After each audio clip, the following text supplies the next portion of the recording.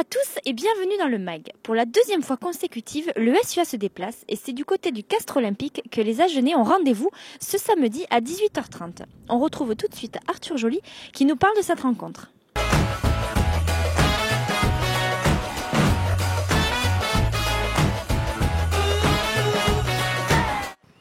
Bonjour Arthur. Bonjour Roxane. Bienvenue dans le MAG. Avant de se plonger dans le match face au Castres Olympique, une petite analyse rapide à propos du Racing Métro. Oui, l'analyse elle va être rapide. On a pris presque 40 points chez eux.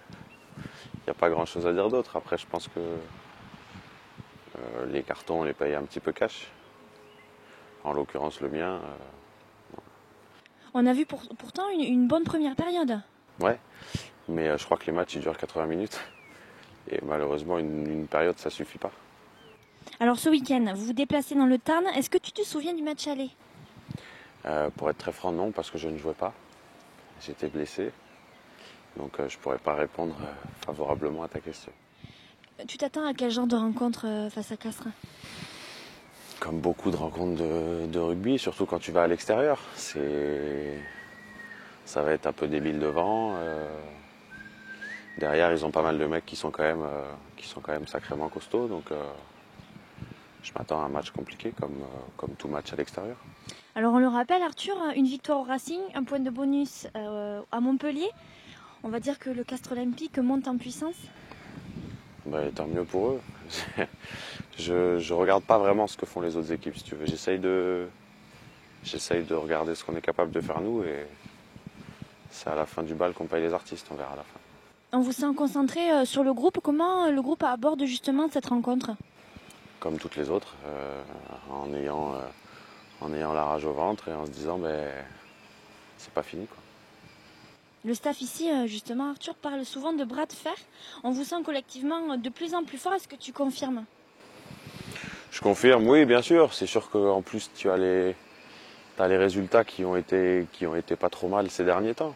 Bon, évidemment, sauf les 40 points pris au Racing. Mais avant ça, c'est vrai que aller chercher un point à Bordeaux, gagner ensuite La Rochelle ici, forcément, ça aide n'importe quel groupe à aller un peu plus vers le haut. Pour toi, il y a une nouvelle dynamique ?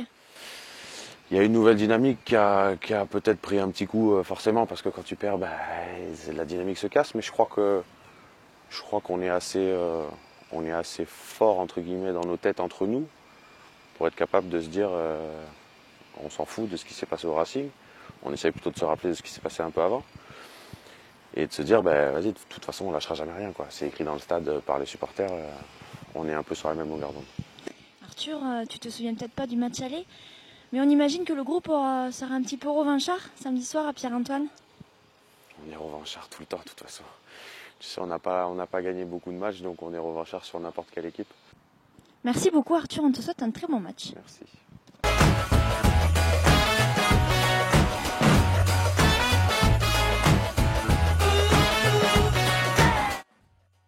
Et tout de suite, on jette un coup d'œil à la composition du 15 Agenais.